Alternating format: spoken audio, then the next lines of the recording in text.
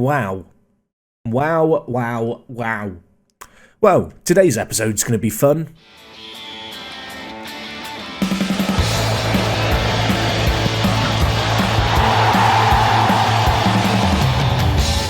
What is going on, guys? Jack here, and welcome back to episode 3 of Park to Prem here with Boston United. Today we have a huge game against Bradford Park Avenue, and as you have already seen, we've had a youth intake, and it actually happened the day of the episode, which was quite convenient, because it means I've still got the news inbox item just sat here at the bottom.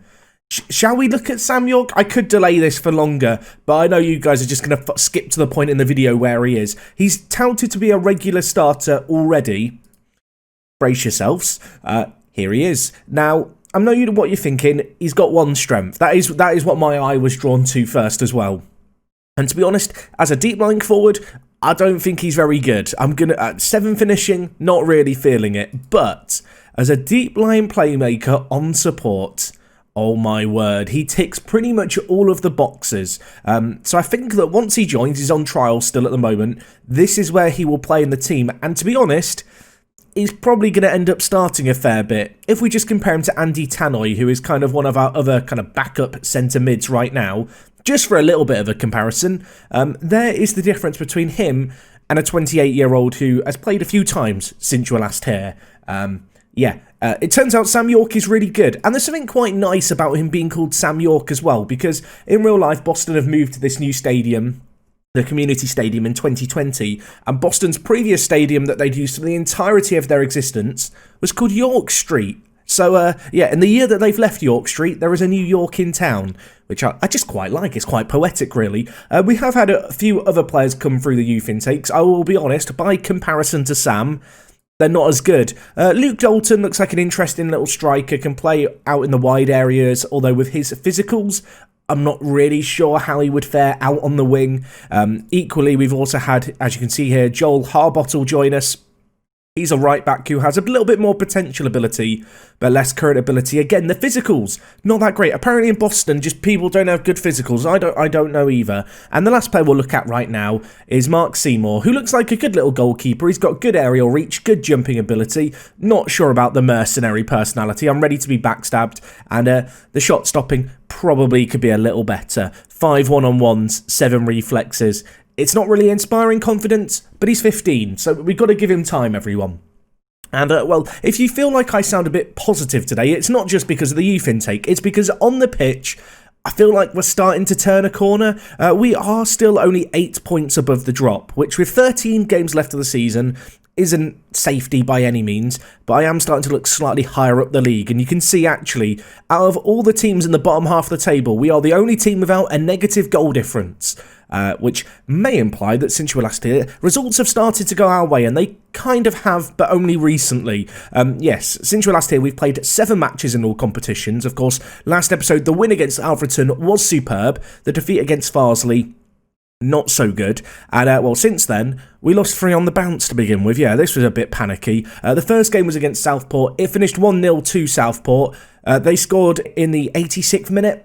Yeah, that was saddening. I was annoyed. I was annoyed about this one because I felt like we deserved a draw. We had slightly better XG, although, they took the one opportunity that came their way. And, following on from that game, I thought, it can't get worse. Narrator, it did.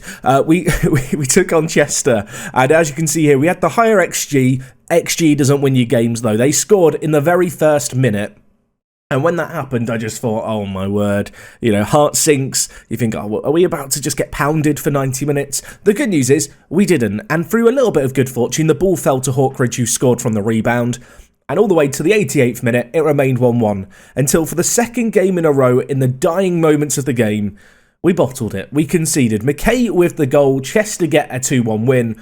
I was still looking for a win in 3 games. Yeah, 3 losses on the bounce really didn't feel too good. And, going into the Gateshead game, I kind of, at that point, optimism had gone, and it was a good job it didn't exist, because in this game, we took the lead. It was Paulie Green with the penalty. I loved it until they scored twice in the last 20 minutes. I feel like, I don't know if it was a case of player fitness just not being there, but it just felt like in the latter stages of games we got complacent, we kind of took our foot off the gas. I've started getting more and more shouty at the players towards the end of the games, and I think it kind of paid out for us, because as you can see, in the month of March, we've conceded just 1 goal and also win a load. Now, I will say, before this Brackley game, I did get shouty with the players. We had a team meeting, we talked through all of our problems, and well, against Brackley, we blooming won. We actually won a game. It was incredible. Burrow with I mean, who else was going to score? It was Burrow with the goal. But the real hero of this game is the player with the second highest rating on the pitch, and that is Gibbons. Because Gibbons in this game, he did a professional foul in the 82nd minute. It's like he'd seen all the other stuff be conceded, and he'd thought, I'm not having any of that. So at 1-0 up, he did this foul, and this is just a thing of beauty. Gibbons, he's a young lad, he's a growing lad, he's got loads of potential, and this is what he's capable of. I mean, beautiful. Professional foul, stops Rolt getting through, and we got the win off the back of it. Give him the man of the match award as far as I'm concerned. Anyway, through the rest of March, we beat Blythe 1-0, which was a good result against a relegation rival. We did, however, unfortunately lose away from home to Chorley. And most recently, we took on Kettering, who are kind of a very mid-table team. And in this game, 3-0 looks great. And it was great, but all the goals were set pieces. So quite how sustainable this is as a means of getting goals, I'm not entirely sure. It was also nice to see for the first time all month, not just Jordan Burrow getting on the score sheet. Zayn Mohammed picked up the second goal in this game for us. And yeah, 2 corners finding Jordan Burrow. A little bit bizarre, not got anything special set up on set pieces, but I'm not going to complain one little bit. We look lethal from them. Anyway, in terms of the league table, we've already taken a little peek at it, but you can see here we're above Blythe, who we played a couple of games ago. Today we've got this game against Bradford PA, who they sit bottom of the league. If we beat them here, I don't think they're going to overtake us before the end of the season. That said, you know, I'm still a little mindful of the gap. Given the poor run of form the team had previously, I don't really want to start getting too complacent with just 3 wins in 4 games. I feel like there's still plenty of work left to be done this season, but this game definitely presents an opportunity for us to go out there, get a win, make it 4 wins in 5, and really start to build some confidence. In terms of the team itself, this is how we lined up for the most recent game. So I have started to change things quite drastically. Fraser Preston, I've just dropped from the first team. He's improving a little bit in training, which is great, but I think he's the kind of player who I've tried to persist with him through his poor run of form. Now I need to take him out the first team, give him a few games where he's just not featuring, then put him back in, hope that, you know, in being dropped, it's ignited a fire in his belly. And equally, Foulis hasn't been too bad. I'm not a massive fan of having a right-footed player cutting in from the right-hand side, but as we talked about yesterday, he's got great acceleration, he's got great dribbling. He's kind of the optimal non-league wide man. He's not going to do a great deal once he gets into the box, but in terms of carrying the ball forward, he can definitely be beneficial. Elsewhere in the team, Hawkridge has started playing out on the left. He's been banging a few goals for us. His recent form hasn't been too bad. I mean, his most recent performance here, you can see, was in the 3-0 win, and he got 2 assists from the set pieces. I feel like at this point he's kind of earned a spot in the starting 11 out on that left-hand side. In the midfield, I did play Tannoy, or Tanoj, and Andy Tannoy. That's definitely how you say it. It's Andy Tannoy, Jack. Stick with it. I did play him last game. It was more out of sympathy than anything else, and also because I'm just really frustrated with Hobson McVeigh. I thought a player like Hobson McVeigh with a fantastic name like that would just be like a top quality footballer. He's been absolutely crap for us. Yeah, his average rating in the league is 6.61, and you could call it desperation. I'd call it just trying to use my squad. Andy has been playing.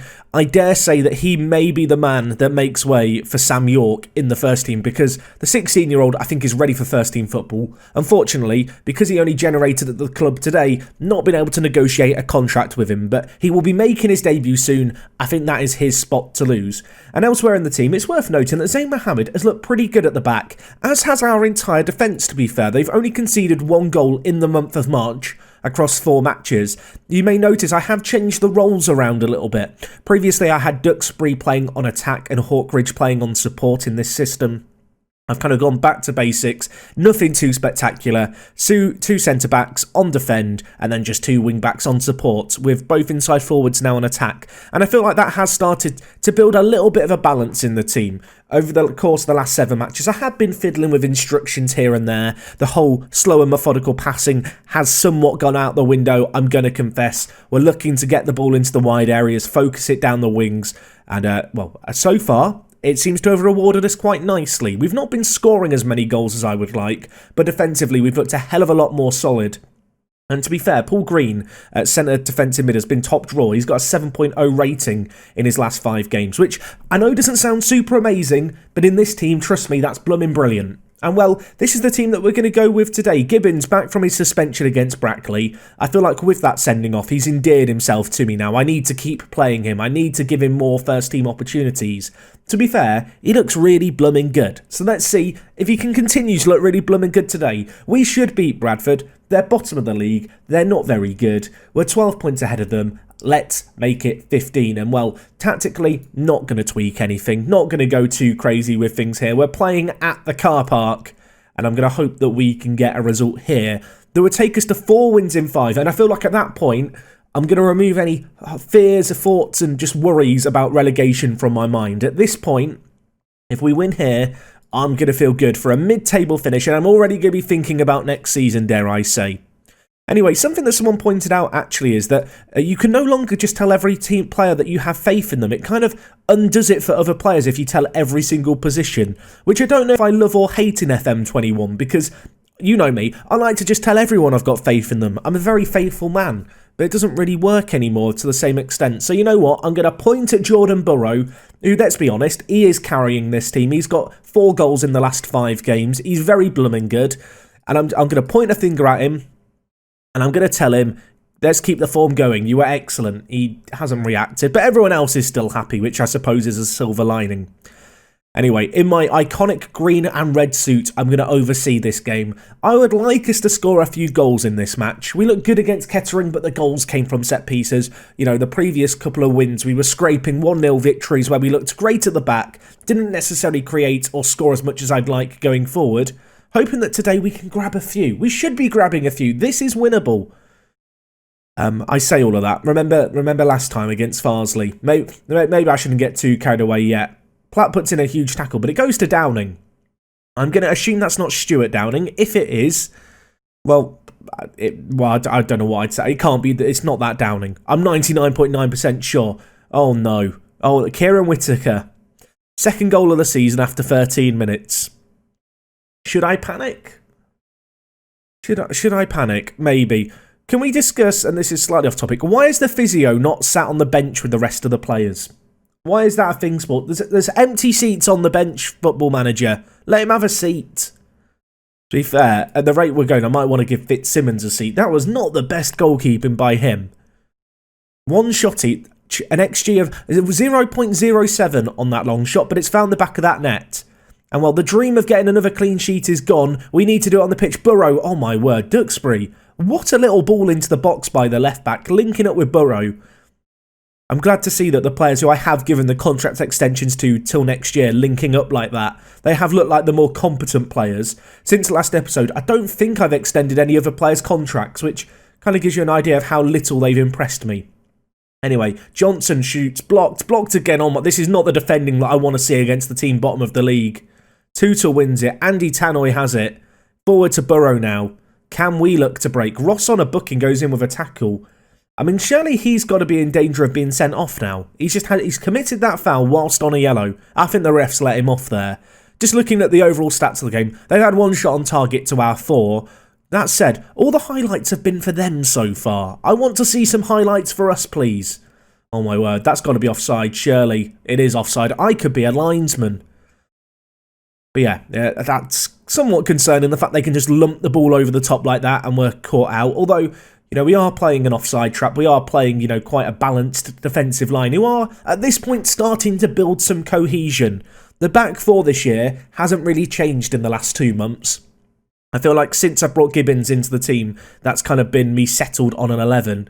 Unfortunately, that is going to be it for the half. It's 1-0 to Bradford PA. Do I throw a water bottle? No, I don't think I I don't think I do. When I last threw a water bottle, they all cried. I'm going to put my hands in my pockets, reluctantly facing the team, and tell them I'm not angry, I'm just disappointed. I'm going to hit them with that thing your parents would tell you when you let them down. I'm going to tell the midfield that I'm looking for you to make the difference as well. Jordan, if you don't score, we're in trouble. I'm going to tell you I'm looking for you to make the difference too. Look at that. Some positive reactions at the very least. Let's hope the second half is better than that first half. I feel like I'm cursed against the worst teams. I don't know if it's complacency that creeps in, if it's just the way they line up against us. I mean, to be fair, we've had the better chances here, but we're coming up to 65 minutes and nothing's blooming happening. Right, let's take off Foulis. Fraser, look, mate, I have doubted you. Today, prove me wrong. Today, show me what you're all about. Show me that you like the hokey cokey. And Fraser Preston is what it's all about. That's what you need to do today. That needs to be a team talking game, doesn't it? Right, 18 minutes left. At what point do I go more attacking? I'm already quite attacking. Let's do more direct. Pass into space. Let's look to press higher. At the moment, I am sitting back a little bit more. That's one thing I've not talked about. Out of possession, I have started to drop the players back more. The reason for doing that is simple. I don't want to press super high up the pitch. Instead, I want to invite teams to come on to us and then leave space in behind for us to get the ball over the top kind of quickly and hit the space behind. But obviously, not really working against Bradford because I would hazard a guess they're not really going to go forward. They're not really going to press us. They're not really going to go on the attack. Anyway, we're going to go full-on pressing. We've slid everything to the right. That's when you're desperate. Andy Tannoy whips in. Burrow! Andy Tannoy is a god. Jordan Burrow is our saviour. Goal 15. And that, I'm claiming the team talk was a factor. 1-1. I would still like another. But you know what? I will take that. You might be bailing us out. Andy Tannoy, ball into the box. Burrow. That was a very athletic left-footed volley, wasn't it, by him? 15 goals for the season. He is just saving my bacon. Do it again, Jordan. Duxbury to Rowlands. He's on off the bench as well. Fresh legs in the wide area. Duxbury. Burrow hits the woodwork. Oh, that was such a good opportunity. That might be the only opportunity. Although 5 minutes of added time. Football Manager? No. 1-1 it's going to finish, which isn't a terrible result. It's not a particularly good result. I feel like we should be beating Bradford PA. Again, feel like we've got a little unfortunate when you look at the stats across the game. But at the end of the day, we've avoided defeat. And if we can draw every game between then and now and the end of the season, that is going to be enough to save us from the drop, which ultimately might well be what we're striving towards here. So yes, you can see here, sat on 33 points, of course. It's a 42-game season, 12 matches left. Still plenty of football left to be played. We are 11 points behind Gateshead right now. Of course, we did lose to them, unfortunately, in the most recent run of games. I feel like the playoffs is looking a little away from us now, isn't it? It's looking a little out of reach. And especially if we're going to draw against the teams who are bottom of the league, probably can't get ourselves too carried away dreaming of that. Anyway, in terms of when we're going to be back next time, I think we'll come back sometime in May. Maybe for the game against York, maybe for the game against Fylde. They are kind of the top two teams. I feel like giving ourselves a big test against one of the big dogs could be really good. And to be honest, the thing I'm most excited about is just giving you an update on how Sam York does, because I'm throwing him into the first team. Next episode, we'll see exactly how he gets on. Anyway, folks, that's going to wrap up everything from me today. Thank you so much for watching today's episode. As always, if you have enjoyed it, make sure to drop a like on it. I will see you guys again tomorrow. Sam York, you're the future. I'm ready to see him take over. And hopefully tomorrow, we'll be singing a chant about him already. It is me, Jack, and I'll talk to you guys in a bit. I'm out.